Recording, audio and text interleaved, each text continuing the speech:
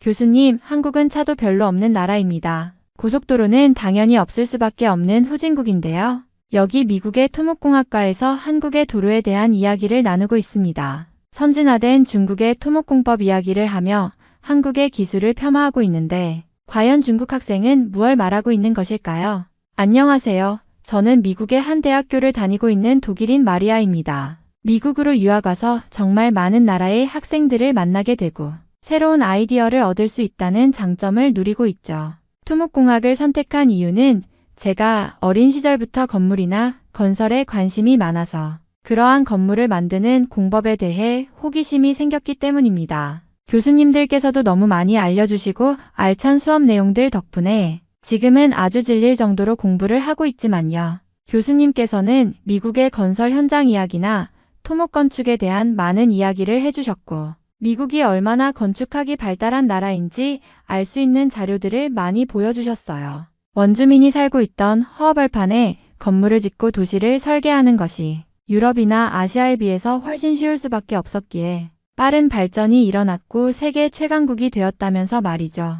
그런데 최근 수업에서 교수님께서는 정말 충격적인 말씀을 하셨습니다. 한국의 예시를 들면서 아마 세계 최고의 토목 기술을 가진 나라는 한국일 것이고 한국의 건축과 건설의 수준을 뛰어넘는 나라는 없을 거라고 하셨거든요. 한국의 고속도로를 달리면 3차로의 터널들을 자주 볼 수가 있는데 세계 그 어떤 나라를 가더라도 3차로의 너비로 뚫린 터널을 보기는 힘들다고 했죠. 심지어 고속도로를 지하화하는 엄청난 나라라며 전 세계에서 보고 배울 만한 토목 기술이 널렸다고 하더라고요. 저는 독일인으로서 아우토반이 세계 최고의 고속도로라고 생각했고 아우토반은 속도 무제한 구간이 있을 정도로 독일 최첨단 자동차의 기량을 마음껏 뽐내는 곳이기도 하거든요. 그런데 제가 생각했을 때는 한국은 고속도로를 달릴 만한 자동차를 제대로 만들지도 못할 것이 분명하고 이제야 경제가 개발도상국이 되어가는 나라라고 알고 있기 때문에 무언가 이상하다는 생각만 가득했습니다. 저희 아버지께서는 과거 한국이 파독 간호사나 광부들을 통해서 외화벌이를 하던 후진국 중에 후진국이고 독일에서 기술을 구매하는 나라라며 굉장히 가난하게 보셨거든요. 저도 한국의 K-팝 문화를 보면서 그 문화가 기술이 부족하기 때문에 문화예술로 먹고 살려는 움직임처럼 보고 있었으니 말이죠. 저의 이런 생각들을 알기라도 하는지 한 아시아 학생이 번쩍 손을 들고 말하더라고요. 자신을 중국인이라고 주장하는 그 여성은 한국에 대해 무척 많은 것을 알고 있었습니다. 교수님, 저는 한국 바로 옆에 있는 중국에서 온 학생입니다. 이 강의실에서 저만큼 한국을 제대로 아는 사람은 없을 것입니다. 한국은 고속도로가 없으며 고속도로를 달릴 만한 차도 만들지 못하는 나라입니다. 중국 유수의 기업인 BYD, 동풍소콘 등의 자동차를 수입해서 타는 것으로 알고 있고 그것도 최상류층이 되어야 동풍소콘의 SUV를 구매할 수가 있을 겁니다. 한국의 고속도로는 중국의 기술과 자본으로 만들어낼 수밖에 없으며 한국산 자동차가 아닌 중국산의 고품질 자동차를 탈 수밖에 없는 상황입니다. 중국의 고속도로나 교량 등의 토목 기술은 세계 최고 수준이고 중국산 최고의 품질과 재료를 통해 지어진 건축물이 가장 튼튼하지 않습니까? 한국의 터널 기술을 말씀하셨는데 중국의 터널은 세계에서 가장 많을 수밖에 없으며 가장 땅도 넓고 인구도 많은 최강대국인 중국의 기술을 빌려간 한국이 그런 거짓말을 치고 있는 것이 분명합니다. 저는 그러한 중국인 학생의 말을 듣고 저 말이 옳다고 여겼습니다. 중국은 한국 옆에 있는 나라인데다가 중국인과 한국인은 비슷한 사람이기 때문에 중국인의 말이 가장 정확할 테니까요. 심지어 중국인은 이런 말을 하더라고요. 중국의 지도자 시진핑 주석은 한국의 역사는 중국의 일부라고 말한 적이 있고 한국은 중국의 변방 역사를 지닌 나라입니다. 중국에서 공식적으로 한국을 그렇게 인정한 상황인데 미국에서 한국을 잘못 바라보고 있는 것은 중국에서는 황당한 일입니다. 실제로 인터넷을 얼른 뒤져보니 중국의 주석은 한국이 중국의 일부라고 발언했고 한국의 역사라고 여기는 것들은 중국의 일부라고 말했더라고요. 저는 아무리 그래도 중국 최고 지도자가 그런 발언을 했다는 것은 절대 거짓말일 리 없다는 생각이 들었고 중국인 학생의 말에 더욱 신뢰가 가게 되었습니다. 그런데 한참 동안 그 내용을 듣고 있던 교수님의 말씀은 무언가 다르더라고요. 교수님은 중국인 학생의 발언에 대해 단호하게 말씀을 시작하셨습니다. 우선 중국 학생이 말한 부분에는 사실과 거짓이 혼재되어 있습니다. 한국의 역사와 기술에 대해 오해가 많으신 것 같군요. 한국의 고대 역사를 바로 잡아볼까요? 교수님의 목소리가 강하게 울려 퍼졌습니다. 한국은 독립적인 역사를 가진 나라입니다. 고대 한국의 삼국시대, 특히 고구려는 당시 동아시아에서 가장 강력한 군사력을 자랑하던 국가였습니다. 고구려는 수나라와 당나라를 상대로도 수차례 전쟁에서 승리했고 당나라조차 고구려를 얕볼 수 없었습니다. 수나라 113만 대군을 격파한 살수대첩을 들어보셨습니까? 당시 고구려의 군사 전략과 힘은 세계 최강 수준이었습니다. 특히 을지문덕 장군이 이끈 살수대첩은 전 세계 역사상 가장 위대한 방어 전투 중 하나로 꼽힙니다. 교수님은 이어서 당당하게 말씀을 이으셨습니다. 또한 한국의 역사는 중국의 일부가 아니었습니다. 고구려는 중국과 대등한 국제 질서를 유지했고 오히려 중국보다 더 뛰어난 문명을 가지고 있었습니다. 백제는 일본의 문화를 전파하며 동아시아 해양권의 중심 역할을 했고 신라는 천년 동안 왕조를 이어오며 안정된 사회를 구축했습니다. 삼국 통일 이후 고려와 조선 역시 독립적으로 발전한 왕조로 한반도는 결코 중국의 지배를 받은 적이 없습니다. 교수님은 목소리를 낮추며 진지하게 덧붙이셨습니다. 중국 지도자가 한국 역사를 자신들의 일부라고 주장했다고요? 그것은 국제적으로 전혀 인정받지 못하는 황당한 발언일 뿐입니다. 한국은 고대부터 스스로의 정체성을 지켜온 독립국이었습니다. 특히 조선은 명나라와 청나라와도 대등한 관계를 유지하며 독자적인 문화를 발전시켰습니다. 한국은 중국의 변방이 아니라 고유의 정체성과 문화적 자부심을 가진 주체적인 나라였습니다. 학생들은 교수님의 말을 듣고 조용해졌습니다. 교수님은 잠시 말을 멈추셨다가 다시 힘차게 말씀하셨습니다. 이제 현대 기술 이야기를 해볼까요? 중국의 기술 발전은 주목할 만하지만 한국의 토목공학과 건설 기술은 세계 최고 수준입니다. 삼성, 현대 같은 한국 기업이 글로벌 시장을 선도하며 고속도로와 지하화 기술은 세계적으로 인정받고 있습니다. 교수님은 결론을 내리듯 말했습니다. 한국은 후진국이 아니라 독창적이고 강력한 역사를 가진 나라입니다. 그리고 현대에는 기술 혁신을 통해 세계에서 가장 앞서 나가는 국가 중 하나입니다. 이 점을 기억해 주세요. 중국인 학생은 교수님의 말을 듣고도 굴하지 않고 반박을 시작했습니다. 교수님, 말씀 감사합니다만 제가 배운 역사와는 많이 다릅니다. 고구려가 중국과 전쟁을 했다는 것은 맞지만 그 고구려 역시 중국의 동북 지역에서 기원한 부족으로 중국 역사에서 분리해서 볼 수 없다고 생각합니다. 중국의 동북공정에서도 이를 명확히 설명하고 있고 고구려는 결국 당나라의 힘에 의해 멸망하지 않았습니까? 이를 보면 고구려가 강대했다고는 해도 결국 중국의 일부로 흡수된 것이 사실입니다. 학생은 말을 이어갔습니다. 그리고 현대 기술에 대해서도 과장된 부분이 많다고 봅니다. 한국이 지하화를 잘한다고 하지만 그 기술의 상당 부분이 일본과 서구로부터 배운 것이 아닌가요? 중국은 자체 기술력으로 세계 최대의 고속철도 네트워크를 구축했고 대규모 건설 프로젝트를 완수할 수 있는 자본과 기술력을 모두 갖추고 있습니다. 한국이 몇몇 기술에서 앞선 점이 있을지는 몰라도 종합적인 기술력에서는 중국이 훨씬 우위에 있다고 생각합니다. 그 학생은 자신만만한 표정으로 말을 마무리했습니다. 결론적으로 한국이 자주적인 역사를 가지고 있고 현대 기술에서도 중국보다 우위에 있다는 주장은 다시 한번 검토되어야 한다고 생각합니다. 저는 한국이 중국의 영향을 받지 않았다는 주장을 받아들이기 어렵습니다. 교수님은 잠시 생각에 잠기더니 단호한 목소리로 반박을 시작하셨습니다. 좋습니다. 중국 학생의 의견도 존중합니다. 하지만 중국의 역사적 해석이 국제적으로 논란이 되는 부분이 있다는 점을 말씀드리겠습니다. 그리고 현대 기술에 대한 오해도 바로잡아야 할 것 같습니다. 한국의 기술력을 논하려면 한국 대기업들의 역사와 성과를 살펴보는 것이 가장 명확할 것입니다. 교수님은 칠판에 삼성, 현대, LG라고 적으며 말을 이어갔습니다. 한국의 삼성전자는 세계 최대의 반도체 기업입니다. 반도체는 현대 기술의 핵심이며 글로벌 IT 산업의 심장을 구성하는 핵심 부품입니다. 1980년대 삼성은 일본 기업들에 비해 뒤처져 있었지만 과감한 투자와 기술 개발로 1990년대부터 급격히 성장해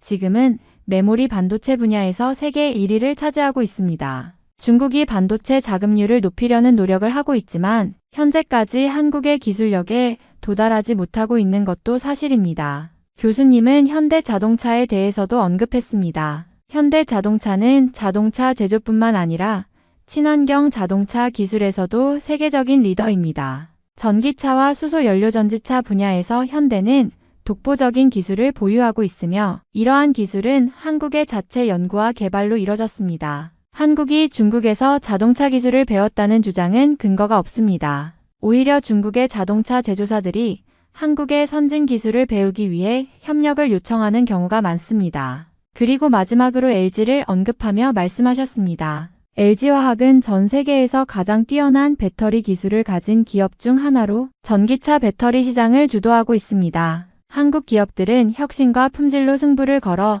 세계 시장을 지배하고 있습니다. 중국도 뛰어난 성과를 내고 있지만 한국 기업들과의 차이는 분명히 존재합니다. 교수님은 결론적으로 말씀하셨습니다. 중국의 기술 발전은 분명 놀랍지만 한국은 단지 기술을 가져다 쓰는 나라가 아닙니다. 독창적이고 혁신적인 기술로 세계를 선도하고 있습니다. 그리고 이러한 성공은 외부의 도움이나 자본이 아니라 한국인들의 끊임없는 노력과 투자, 그리고 미래를 향한 비전에서 비롯된 것입니다. 이 점은 부정할 수 없는 사실입니다. 중국 학생이 다시 손을 들고 말하려는 순간 교수님은 먼저 말을 이어갔습니다. 목소리에는 단호함과 확신이 담겨 있었습니다. 제가 하나 더 말씀드리고 싶군요. 한국의 고속도로, 교량, 그리고 건축 기술은 세계적으로 인정받는 수준입니다. 이는 단순한 주장이 아니라 객관적인 데이터를 기반으로 말씀드리는 것입니다. 교수님은 칠판에 한국의 고속도로와 교량 기술을 적으며 설명을 이어갔습니다. 한국의 고속도로는 전 세계에서 가장 효율적이고 정교하게 설계된 교통 시스템 중 하나입니다. 1970년대부터 경부고속도로를 시작으로 한국은 짧은 시간 안에 전 국토를 연결하는 고속도로망을 구축했습니다. 특히 한국의 고속도로는 터널과 교량이 많아 복잡한 지형에 최적화된 설계로 유명합니다. 3차로 이상의 터널과 수백 미터를 넘는 고속도로 교량은 한국 기술력의 상징이라 할 수 있습니다. 교수님은 이어서 한국의 건축 기술에 대해 이야기했습니다. 서울에 있는 롯데월드타워는 높이가 555m에 달하는 초고층 건물입니다. 이 건물은 세계에서 가장 높은 빌딩 중 하나이며 한국의 첨단 건설 기술로 지어진 대표적인 사례입니다. 롯데월드타워는 진도 9.0의 지진과 초속 80m의 강풍에도 견딜 수 있는 구조로 설계되었습니다. 이는 한국 건축 기술이 얼마나 앞서 있는지를 보여주는 증거입니다. 교수님은 강의를 듣는 학생들을 돌아보며 말을 이어갔습니다. 또한 인천대교를 보십시오. 이 대교는 총 길이가 21.38km로 세계에서 가장 긴 사장교 중 하나입니다. 이 교량은 한국 기술로 설계 및 시공되었으며 강한 해풍과 지진에도 안전하게 유지되도록 최첨단 공법이 적용되었습니다. 한국은 교량 기술뿐 아니라 지하철 및 도시철도 시스템에서도 세계적인 수준을 자랑합니다. 서울의 지하철은 시간 정확성과 효율성 면에서 전 세계 대도시 중에서도 최고로 평가받고 있습니다. 교수님은 잠시 말을 멈추고 학생들에게 강조하듯 덧붙였습니다. 중국도 놀라운 인프라를 구축했지만 규모와 기술적 정밀도는 다릅니다. 한국은 자국의 기술과 창의성으로 이러한 성과를 이루었고 이 점은 명백한 사실입니다. 이러한 근거를 보고도 한국의 기술력을 폄하한다면 그것은 객관적인 분석이 아닌 편견에 불과합니다. 제가 조심스럽게 손을 들고 질문했습니다. 교수님, 독일의 아우토반은 세계 최고의 고속도로로 알려져 있습니다. 속도 제한이 없고 품질이 뛰어나기로 유명한데요. 그런데 한국의 고속도로가 독일보다 낫다고 하시는 이유는 무엇인가요? 교수님은 저를 바라보며 미소를 지으셨습니다. 좋은 질문입니다. 독일의 아우토반은 확실히 인상적인 도로 시스템입니다. 속도 제한이 없는 구간과 뛰어난 유지보수로 유명하죠. 하지만 아우토반과 한국의 고속도로를 비교할 때는 단순히 속도가 아니라 기술적 복잡성과 혁신적 설계를 고려해야 합니다. 교수님은 다시 칠판에 한국 고속도로의 기술적 특징을 적으며 설명을 시작하셨습니다. 한국은 산악 지형이 많습니다. 따라서 고속도로를 건설할 때 단순한 평지도로가 아니라 터널, 교량, 그리고 복잡한 곡선을 포함한 설계를 해야 합니다. 3차로 이상의 대형 터널과 고난도의 다리 건설 기술은 한국이 자랑하는 독창적이고 정교한 기술의 결과물입니다. 교수님은 잠시 멈추고 말을 이어갔습니다. 예를 들어 경인고속도로와 경부고속도로를 보십시오. 이 도로들은 단순히 차량 이동을 위한 것이 아니라 지역 간의 경제적 연결과 효율성을 극대화하도록 설계되었습니다. 특히 서울-부산 고속도로는 세계적으로도 보기 드문 지형적 어려움을 극복한 사례입니다. 한국의 고속도로는 단순히 빠르게 달릴 수 있는 도로가 아니라 복잡한 교통망과 완벽한 관리 시스템을 자랑합니다. 교수님은 고개를 끄덕이며 덧붙였습니다. 그리고 한국은 고속도로뿐만 아니라 건축에서도 세계 최고 수준입니다. 서울에 있는 롯데월드타워를 아시나요? 이 빌딩은 높이가 555m로 세계에서 가장 높은 건물 중 하나입니다. 롯데월드타워는 단순히 높이만 자랑하는 것이 아닙니다. 이 건물은 첨단 공법과 기술이 집약된 결과물로 초고층 건축의 안전성과 효율성을 동시에 만족시킨 사례입니다. 진도 9.0의 지진과 초속 80m의 강풍에도 견딜 수 있도록 설계되었습니다. 교수님은 이어서 말했습니다. 또한 부산에 있는 마린시티를 보십시오. 이곳은 해안 지역에 위치한 초고층 건물 밀집 지역입니다. 바다와 맞닿은 환경은 건축적으로 매우 도전적인 조건이지만 한국의 기술력은 이곳에서도 안전하고 아름다운 건축물을 완성했습니다. 독일의 건축 기술도 훌륭하지만 한국은 더 어려운 조건에서 세계적인 건축물을 완성해냈습니다. 교수님은 제게 미소를 지으며 마무리하셨습니다. 마리아, 독일의 아우토반은 속도와 품질 면에서 훌륭합니다. 하지만 한국의 고속도로는 혁신성과 기술적 복잡성 면에서 세계 최고입니다. 한국의 건축물도 마찬가지입니다. 이를 통해 우리는 기술의 우수성을 다양한 방식으로 평가할 수 있다는 점을 배울 수 있죠. 교수님은 잠시 쉬었다가 또 다른 놀라운 사실을 말씀하셨습니다. 그리고 말이야, 세계에서 가장 높은 빌딩인 두바이의 부르즈 할리파에 대해서도 들어보셨을 겁니다. 높이가 828m에 달하는 이 건물은 단순히 세계에서 가장 높은 건축물일 뿐 아니라 현대 건축 기술의 정점이라고 할 수 있습니다. 그런데 이 엄청난 건축물의 시공을 누가 맡았는지 아시나요? 학생들은 조용히 고개를 갸우뚱하며 기다렸습니다. 교수님은 미소를 지으며 대답하셨습니다. 바로 한국의 삼성물산이 시공을 맡았습니다. 부르즈 할리파는 한국 건설 기술과 관리 능력이 없었다면 존재할 수 없었을 것입니다. 이 건물의 설계와 시공 과정에는 엄청난 혁신 기술이 도입되었습니다. 예를 들어 부르즈 할리파는 초고층 구조에서 발생하는 강풍과 온도, 변화에 대응하기 위해 독창적인 구조 설계를 채택했습니다. 이 모든 것을 가능하게 한 것이 바로 한국의 기술력입니다. 교수님은 다시 학생들을 둘러보며 강조하셨습니다. 부르즈 할리파의 시공은 단순히 높이만의 문제가 아닙니다. 강한 사막의 바람, 고온의 날씨, 그리고 초고층 건물에서 발생하는 복잡한 구조적 문제를 해결해야 했습니다. 삼성물산은 이러한 난제를 해결하며 세계 최고 수준의 건축 기술을 입증했습니다.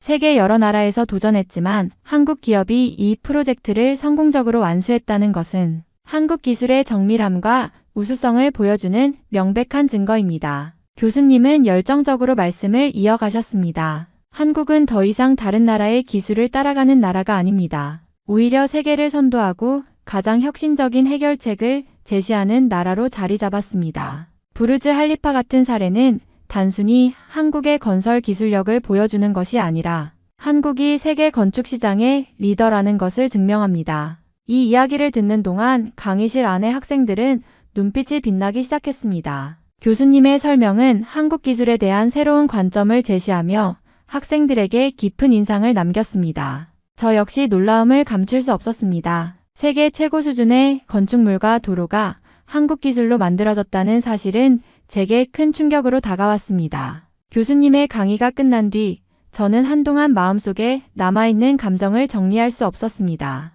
한국에 대해 제가 알고 있던 편견이 완전히 깨졌고 오히려 한국이라는 나라에 대해 더 알고 싶어졌습니다. 교수님의 이야기는 마치 문을 열어젖힌 듯 한국이라는 나라의 매력을 저에게 보여준 것이었습니다. 강의가 끝난 후 친구들과 이야기를 나누었습니다. 얘들아, 아까 교수님 강의 들었지? 한국이 그렇게 대단한 나라였던 거 진짜 놀랍지 않아? 제 말을 듣고 있던 친구들, 특히 중국인 친구는 약간 불편한 표정을 지었지만 다른 친구들은 고개를 끄덕였습니다. 맞아, 나도 몰랐는데 한국이 그렇게 건축 기술이 뛰어나다니. 부르즈 할리파를 지었다는 건 정말 대단해.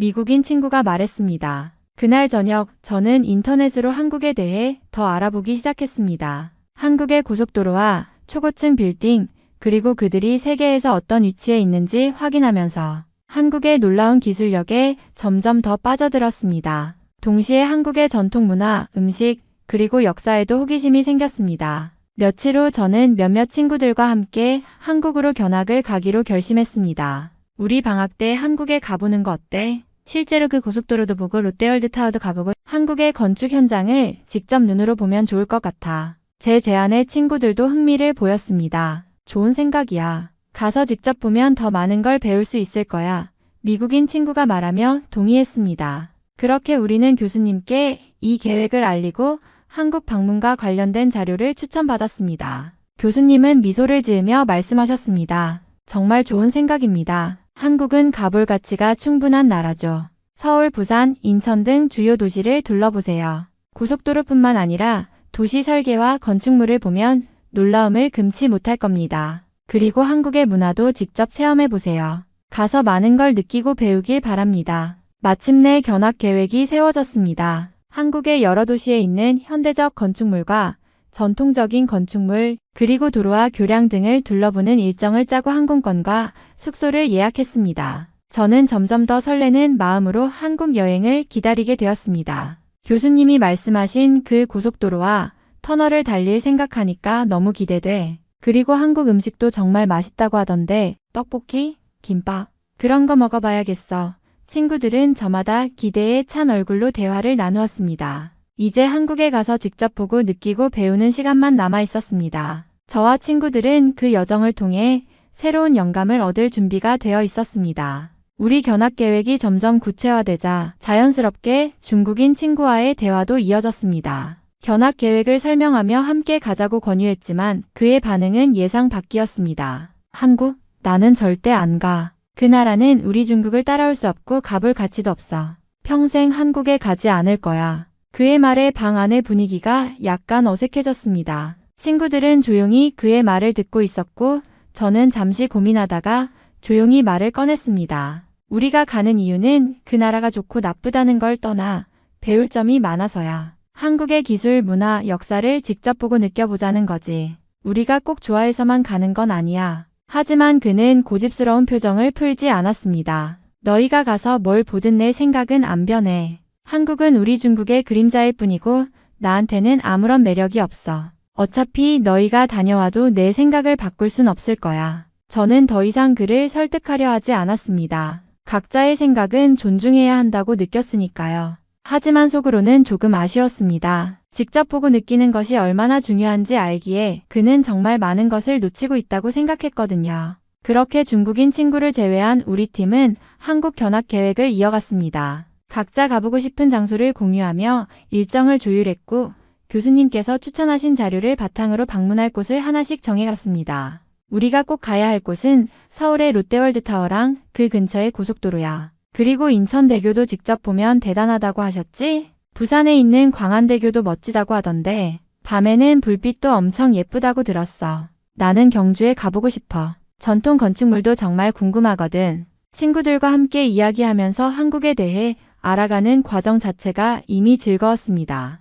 한국에 대한 정보와 영상을 찾아보며 기대감이 점점 커졌고 여행 계획을 세우는 것이 마치 새로운 세상을 준비하는 것처럼 느껴졌습니다. 마침내 한국으로 떠나는 날이 다가왔습니다. 중국인 친구는 여전히 우리 계획에 관심이 없는 듯 보였지만 저는 그를 비난하고 싶지 않았습니다. 대신 친구들과 함께 한국에서 경험할 새로운 모험에 집중하기로 했습니다. 우리 한국에서 정말 멋진 시간을 보내자. 돌아오면 그에게 우리가 보고 느낀 걸 이야기해 줄 수 있으면 좋겠어. 친구들은 웃으며 고개를 끄덕였고 그렇게 우리는 한국으로의 특별한 여행을 시작했습니다. 한국에 도착한 순간부터 우리는 이 나라가 왜 세계 최고의 기술을 가진 나라라는 평가를 받는지 몸소 체험하게 되었습니다. 인천국제공항은 그 자체로 놀라움의 연속이었습니다. 공항 내부는 넓고 세련되었으며 자동화 시스템과 편리한 안내 시설들이 여행객들을 친절히 맞아주는 느낌이었습니다. 공항에서 시내로 이동하기 위해 공항철도를 탔는데 빠르고 조용한 열차는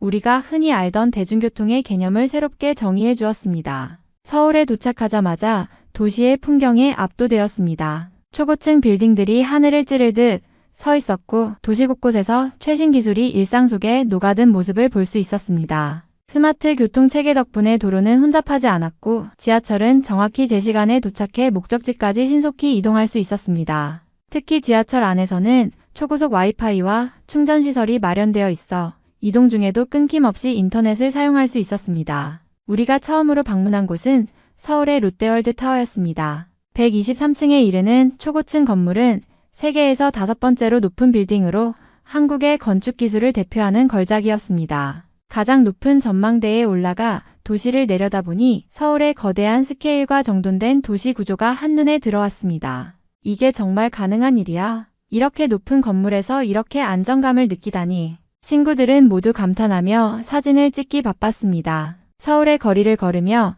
우리는 한국의 도시 풍경에 또 한 번 감탄하게 되었습니다. 그저 큰 건물과 번화한 거리만 있는 것이 아니라 곳곳에 자연과 녹지가 잘 배치되어 있다는 점이 인상 깊었습니다. 서울의 한복판에도 공원과 강이 흐르고 그곳에서 사람들은 여유롭게 산책하거나 운동을 즐기고 있었습니다. 특히 한강공원에서는 사람들이 자전거를 타고 가족들은 피크닉을 즐기며 강변을 따라 늘어선 카페에서 차를 마시는 모습이 참 평화로워 보였습니다. 그 다음으로 우리가 방문한 곳은 한국의 대표적인 문화명소인 경복궁이었습니다. 그곳에서 한국 전통 건축의 아름다움과 위엄을 느낄 수 있었고 고궁을 둘러보며 한국의 역사와 문화에 대해 배울 수 있는 좋은 기회였습니다. 궁 안에서 전통 의상을 입은 관광객들이 사진을 찍으며 즐거워하는 모습도 인상적이었습니다. 한국의 전통과 현대가 이렇게 자연스럽게 어우러져 있다는 것이 정말 놀라웠습니다. 서울의 음식도 여행의 중요한 부분이었습니다.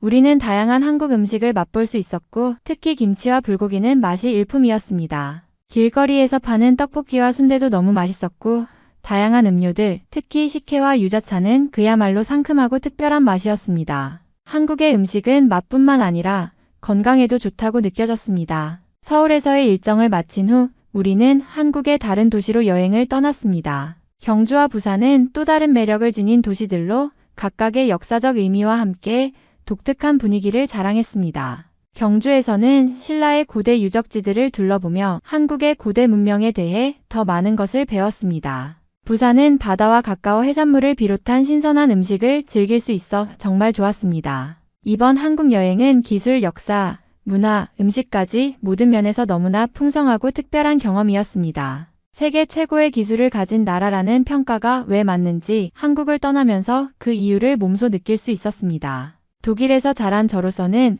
한국의 현대적인 모습이 정말 신선하고 놀라웠습니다. 독일의 도시는 오래된 역사적 건물들로 가득하지만 그만큼 도시 인프라가 낙후된 부분도 많아서 이동이나 일상생활에서 불편함을 느낄 때가 많았습니다. 그러나 한국은 정말 다릅니다. 서울을 비롯한 주요 도시들은 첨단 기술이 일상에 자연스럽게 녹아들어 있어 어디서든 편리함을 느낄 수 있었습니다.